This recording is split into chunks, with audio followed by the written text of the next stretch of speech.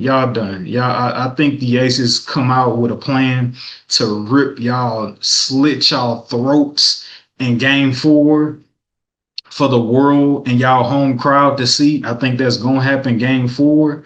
I think they lost all the momentum and losing game two tonight with how bad Asia was. And it's been a really great season for y'all, Indiana Fever. Man, salute to y'all and how far y'all come. Yes, I'm pretty much saying y'all this is y'all funeral service now, or maybe it's the wait. The funeral will be on Sunday, but this right now is the wait. This is the wait. You feel me? Yes, it is I. I am the one who said that there will be a funeral on this past Sunday, and I was wrong. I ain't hiding. I'm still here. I ain't went nowhere. I ain't hiding and running from it. I was absolutely wrong about the Indiana Fever funeral service being on this past Sunday. I guess you could say the funeral was just postponed. And as we look ahead to game five between the Indiana Fever and the Las Vegas Aces, we do know there will be a funeral for sure on Tuesday. Now, who funeral is it going to be? The Aces or the Fever? That's yet to be determined. But yeah, man, I was wrong about that. But let's get into the game, man. Let's get into the game. This is another Emcstats report coming to you, recapping Game Four of the Indiana Fever versus the Las Vegas Aces, where the Indiana Fever went on to win that game, stay alive on their home court, winning 90-83 to beat the Aces. And this game was great.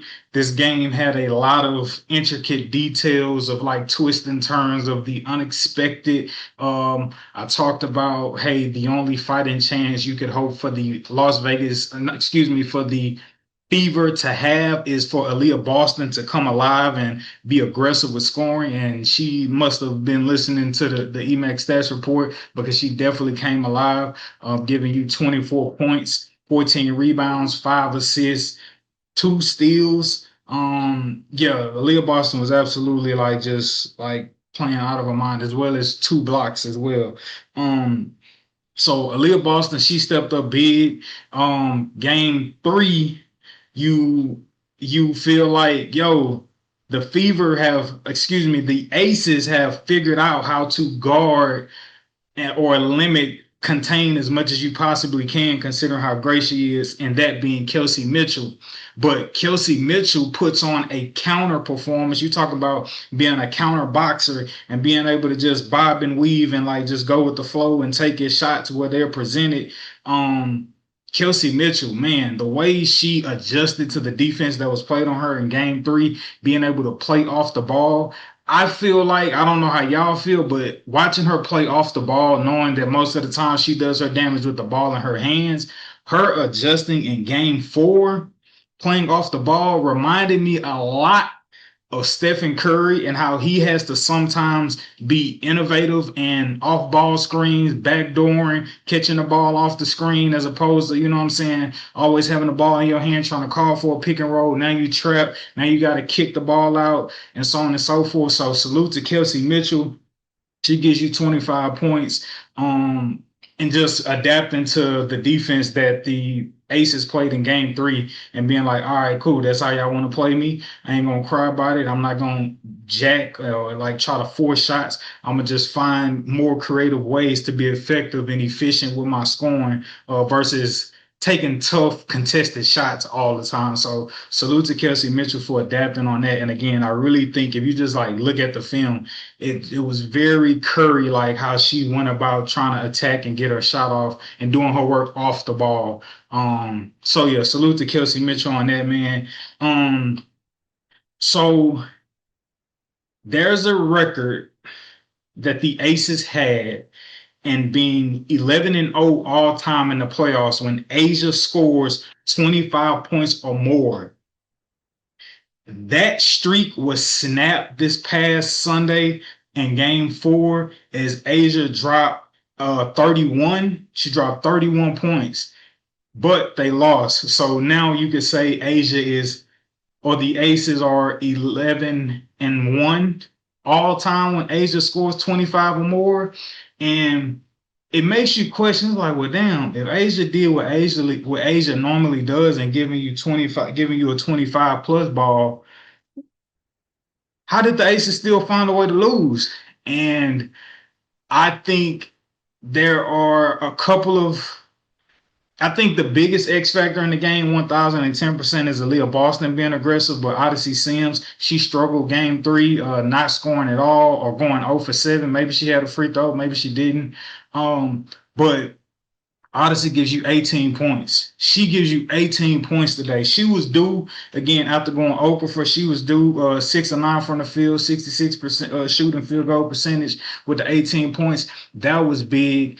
And I think um the biggest story though, again, going back to the biggest X factor and that being Aaliyah Boston. Aaliyah had 24 points.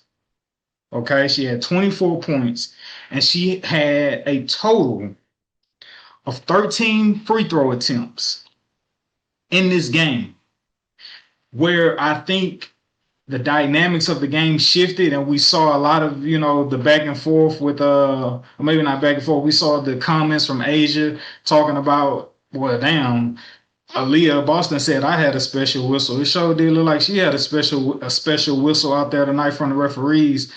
Aaliyah Boston had 13 free throw attempts in game four, and of those 14 free throw attempts, 11 of them came in the third quarter alone. I'm gonna say that again. Aaliyah Boston, she had 13 free throw attempts in game four. And of those 13 free throw attempts, 11 of them came in the third quarter alone. Um, if you're an Indiana Fever fan, you don't give a damn. You appreciate that whistle. But if you're an Aces fan, you feel like the referees is like, what's going on? Like, I know y'all, the Las Vegas Aces, but like, did Vegas make the call and be like, hey, we need to make sure Leah Boston get off? Like, what's going on here, right?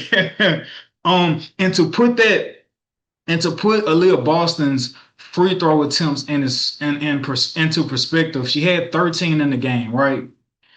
Aaliyah Boston has never, only one time has Aaliyah Boston had 13 free throw attempts, or you could say double digit free throw attempts in the game. And out of her 3 years of being in the WNBA, those two times have came in once this regular season against the Mercury, and then again this past Sunday. So out of 3 years of being in the W, Aaliyah Boston has only had double digit free throw attempts in 2 games out of 3 years that she's been in the league. And it's not like she's had like, severe injuries where she's missed a lot of time. She's played the bulk of every season, if not all the games, right?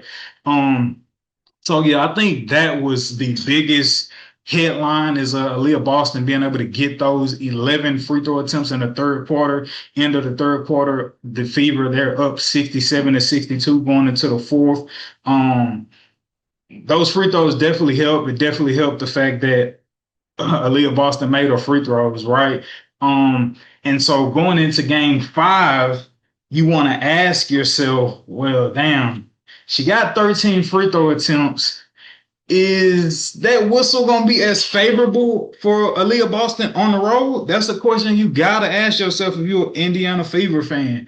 And if the whistle isn't as favorable for Aaliyah Boston on the road in Las Vegas, can she still find a way to get you 20 plus points? Can she still be dominant and effective if the whistle isn't in her favor? So I think that's what we got to pay attention to. Her and A'ja Wilson, I think that's a really marquee matchup, maybe the most important matchup. They're going at it. A'ja being as great as she is, again, man, you got to give credit to Aaliyah Boston for how she's going about defending her and in this game being aggressive. Watching them go against each other, A'ja, you know what I'm saying? Like, she's a finesse with it. Like, I'm going to face you up, jab. If I get the ball on the dribble handoff, I'm going to dip my shoulder hard and try to turn the corner on you. But Aaliyah Boston, she can back you down, turn around, jumper. You know what I'm saying? And just watching her and Asia compete, it's so funny and cool and exciting to watch. Just because it's like you have those moments where the refs let them play, and then you have moments where you feel like the refs calling like ticky tack fouls. So it's just like damn. And just watching that matchup, it's like obviously Aaliyah Boston ain't fast enough to like necessarily like stay in front of Asia. But at the same time, right, Asia ain't got enough ass hanging off her hip to be able to absorb the contact when Aaliyah Boston is backing her down and just throwing her body into it, right? So just watching them try to compete against each other, score against each other on both ends of the basketball, and also having to defend each other, I think it's like been a really solid matchup throughout this series, man. And going into game five, like on paper, right? On paper. Hold on, big man. I got you. I got you. I got you. There you go. On paper, when you look at game five, you want to easily say, hey, they at the crib, they have the championship experience, they have the best player in Asia Wilson. The Aces are supposed to win this game. Maybe not handily, but they supposed to win this game. It's easy to say that, right? If you would have told me that the Mercury would have been trailing majority of that game versus the Minnesota Lynx without their head coach and without Nafisha Collier, I would have told you you're lying to me. I didn't expect that for for the Phoenix Mercury to really have to fight and claw to like pull out that victory, uh, trailing majority of the game. And so you think about situations like that, and then you think about how much of dogs the Indiana Fever are. Going into game five, you know the Fever have come too far to lay down now. We've come too far as a group to lay down now. And I know, yes, I wrote them off. I planned their funeral for last Sunday. I did. I was wrong. They are far from dead. One may even say resurrected. I don't know, right? But we do know there will be a funeral on Tuesday, as I said in the beginning here. And so taking a just deeper look into the game. We talked about one of the X factors being Aaliyah Boston and her aggressiveness and her, having a favorable whistle from the refs. Um, Nalissa Smith is another X factor. She had 5 fouls, got in foul trouble, didn't play like heavy minutes. And because of that, that allowed Megan Gustafsson to get minutes. I think the Aces have a far better chance with Nalissa Smith in the rotation and her staying out of foul trouble than they do having Megan in the game. So going into game five, I know Aaliyah Boston is going to continue to be aggressive. If Asia isn't getting that matchup, it's more than likely going to be Nalissa Smith. So can Nalissa Smith be able to stay out of foul trouble and still be able to run the floor, get timely buckets for them? Gave her props again just on like how far she's come in her career and being able to be a valuable asset for the Aces. But man, they need you like more than ever. You gotta find a way, and it's always been a struggle for Nylissa Smith. It's always been a struggle for her to be able to defend these elite forward positions, center positions without fouling. That's always been a struggle for her. If she could find a way to stay on the floor, I think that's going to serve well for the Las Vegas Aces. But if she come out the gate and she get 2 quick fouls, I think that's gonna. I think the Fever can exploit that, being able to run and gun and get up the floor. One of the things I was watching with them as well, a key takeaway from the Fever is when I'm watching the game, I was like, man, bro, like they play so great on the fast break. They play extremely well on the fast break. And so I was just like, damn, I wonder how many points they got off the fast break alone. And even in the fast break, that helps Kelsey Mitchell get easy buckets as well as opposed, fast break. You're not allowing the defense to get time to set. So you get a lot more easier looks than you would allowing the defense to get set, obviously. And they played extremely great in the half court, in the fast break. And when I went to go look at how many points they had in the fast break, they had 15 points in the fast break, right? And what's interesting about that number is I wanted to see if there was a correlation throughout this entire series of like when they win and when they lose with their fast break points, right? So game 4, they had 15 fast break points. Obviously, they won. Game 2, they had 4 fast break points. They lost. Game 3, they had 2 fast break points and they lost. And in game 1, they had 15 fast break points and they won. So for the Indiana Fever, is the magic number for fast break points 15, or is it just making sure y'all get double-digit fast break points, right? Yeah, so like them being able to play in the fast break, man, I think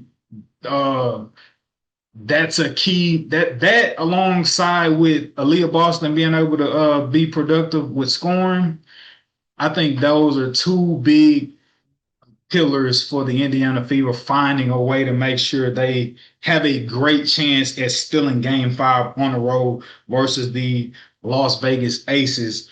And something else, another intriguing stat that stood out to me, the sounds crazy. It sounds extremely crazy, I know, but the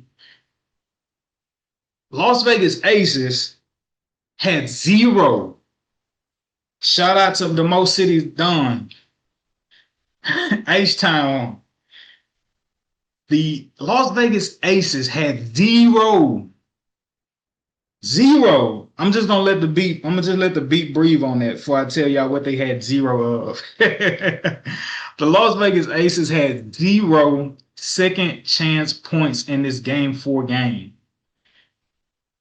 So that speaks to the rebounding and the defense by the Indiana Fever. And it could also speak to just like the lack of effort and like grit on the offensive end and just going up to like try to fight for a rebound and get a second chance point and get a putback here or there by the Aces. But yeah, man, the Aces had 0 second chance points. I thought that was like an astounding. I was like, damn, like, I mean, not even one. I mean, you can't even get like 1 second chance point. I mean, maybe you can on a foul call, go to the free throw line, whatever. But yeah, man, the Aces had 0 second chance points, man. And shout out to Jackie Young, still talking about the Aces. You get 31 from Asia, and for the longest, that has been the secret recipe to y'all winning because y'all. But I'm trying to tell him. I'm trying to tell him, big man. I'm trying to tell him. And so the Aces, Jackie Young, for the longest for the Aces, their method to winning playoff games is, hey, let's make sure Asia get 25 and we Geechee Liberace 11-0 up until this past Sunday when Asia scores 25 plus points and they're able to win in the playoffs all time. But Indiana Fever put a stop to that. And so with Asia getting 31, you're like, damn, that wasn't enough. Well, what's up with the rest of the production? Jackie Young did what she does. She gave you 18 points with an efficient 6 of 10 from the field. On top of that, gave you 9 assists. Well, where the rest of the help come from? Chelsea Gray, she gave you 12 points. She struggled from the field, shooting 4 for 13. She gave you 12 points, but she also had 9 assists. So there's ball movement going around. They were trying their best to work as a team. You know what I'm saying? When you got 18 assists combined with Jackie Young and Chelsea Gray alone. But when you're trying to figure out where these points coming from, that's why I think Nylissa Smith needs to find a way to stay on the court because she had 8 points and she was efficient shooting 4 for 5 for that 8 points, but she only played 21 minutes because she got in foul trouble having 5 fouls. Nylissa Smith find a way to stay on the court. I think the Aces can win this game convincingly. But if she's not on the court for, 30 plus minutes, it's gonna look scary. Jewel Lloyd, she shot 2 for 8. We already talked about it. She not who she used to be. You can't guarantee you're gonna get a marquee game from her. She's capable of it. Don't get me wrong, she's capable of it. But like, is you really holding your breath, like waiting on her to like have a breakout game? Yeah, I mean, uh, so like, nah, you're not expecting that from Jewel Lloyd at this point, right? And so with all of that, and you look towards the future of Game Five, and you asking yourself, who wins this game? It's so easy to look at on paper that the Aces obviously have the most talent, but having the most talent does not constitute a declaration for you being a better team. How do y'all work together? How do y'all gel together? When you need a basket, what do y'all do? What is y'all go to when you're struggling? What is your go to when you just gotta have a basket or you gotta make a play? What do you do when your marquee player is struggling? Like, how do you find a way to get the job done then? And so, there definitely, again, there will be a funeral on Tuesday. Today, if depending on when you're listening, right? There will be a funeral. So everybody just wear black. Everybody wear black, man. And the reason I talked about the Aces, and you can't just declare they're gonna win Game Five just because they appear to be the better team on paper. In this game that they lost in Game Four, in the fourth quarter, the Aces only had 3 players to score in the fourth quarter. Asia, Chelsea Gray, Jackie Young, obviously the big three. They got no production from anybody else in the fourth quarter in terms of scoring. But if you go over and you look at the Indiana Fever, they had 5 different players to score in the fourth quarter.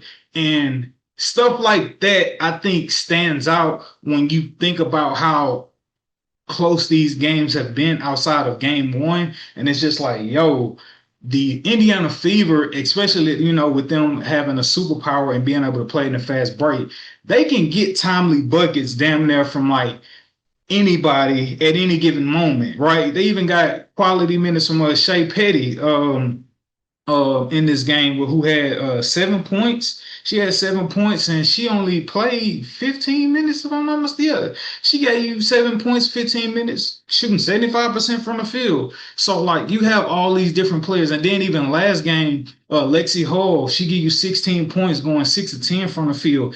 Imagine if Aaliyah Boston had a marquee game to complement, had a big game to complement Lexi Hull's 16 points, right? So you could go from Lexi Hull, talked about again, Odyssey Sims giving you 18 points, a Shea Petty, and the list goes on just in terms of like the wide variety of players who can get you buckets outside of like Kelsey Mitchell, right, for the Indiana Fever. And that to me, that is what makes the Indiana Fever dangerous. I feel like that's what's worked to their benefit is when you need a timely bucket, it doesn't necessarily have to only come through Kelsey Mitchell. Like, we don't have, like, we could play good enough team ball, swing, swing, swing, or whatever the case may be, to get like a timely bucket from someone if they want to call themselves overloading on Kelsey Mitchell. Um, but when you look at the Aces, it's just like, well, damn, if you could stall out the shot clock enough for Leah Boston to kind of like front and deny Asia Wilson the ball long enough, and then you look up and it's only like 8 seconds on the clock, and all of a sudden now you gotta pull something out of your ass, whether you Jackie Young or whether you Chelsea Gray. You got to try to pull something out of your ass and freestyle and get a bucket. Maybe it's a good look, maybe it's not, maybe it's 1-on-1, or maybe you just, you know what I'm saying? Like, hey, we disrupted y'all offense by not letting Asia get the ball. Now figure the rest out, and y'all scrambling. I mean, as a defense, you can kind of live with that if we could find ways to like not get Asia looks in crunch time. So as easy as it is to be like, hey, the Ace is going back to the crib. We should go ahead and plan the funeral for the Fever. I know y'all getting on me too in the comments like, nah, you were talking down on the Fever. Hey, yes, I was, but hey, I was wrong. I can admit that 1010%. Boys was wrong, 1010% wrong. Respect to the Fever. They proved me wrong. I ain't hiding from y'all like some people would do. I'm just calling it like it is. Now at this point, Fever, y'all got my full attention. Y'all been had my respect. Y'all been had my respect. But I was riding that record of Asia having 25 plus points in the playoff game. The Aces are undefeated. And hey, all good thing, all records, all streaks are made to be broken. And the Fever, they definitely broke that. So I was wrong with that. No shame in admitting that. Moving forward, I am not on the side of as I'm trying to close, I am not on the side of just writing off the Fever simply because they're having to go on the road and the Aces appear to be the better team on paper. Game 5, Tuesday night, is all about who can be the best team that night. It's not about what you've done in the past. It's not about what we think you're capable of in the playoffs. Who can be the better team for just this one game? And I think that will be a big challenge for the Aces considering how Asia dominant they are. We've seen that, well, damn, if Asia just get 31, then that no longer guarantees us a win. They may be, they got every right to be nervous. You know what I mean? They got every right to be nervous, I feel like. Not scared, just a little nervous because you look at the structure of the Indiana Fever and Kelsey Mitchell having fully adapted to their style of defense and how they've been trying to guard her. And Aaliyah Boston, stay aggressive, be efficient, even if you don't have a favorable whistle on the road. Nylissa Smith, stay out of foul trouble. And will it be Odyssey Sims? Will it be Lexi Hull? Will it be Shea Petty for the Indiana Fever? I haven't even mentioned Natasha Howard. I'm kind of tired on her. I'm kind of sleep on her. She hasn't had a great series. Obviously having to defend Asia, but Natasha Howard come out of nowhere with 18 and 10 tomorrow. You could argue she's due for a big game. A big game for her may not be 18 and 10, but it may be like some timely baskets and timely rebounds. You know what I'm saying?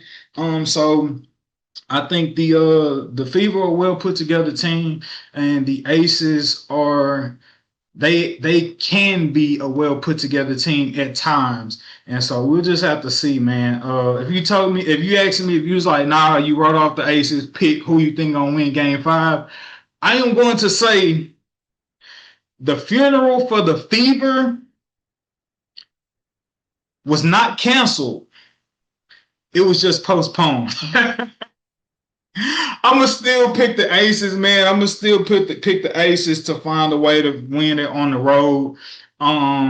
And just having that championship pedigree and having the best player on the team. But in no shape or form am I saying that it's in a way to like just like right off the Fever, like they're not gonna come out and fight and get the Aces a run for their money.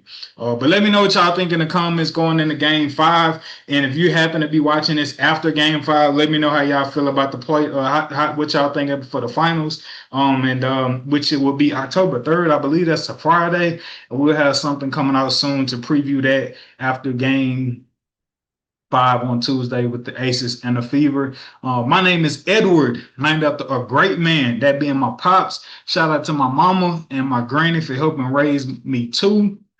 Please make sure you follow me on all my social media handles, as well as hit the subscribe button, hit the like button for me for the Emcstats channel. And don't just support this channel, please also go support the Respect the Game podcast channel as well.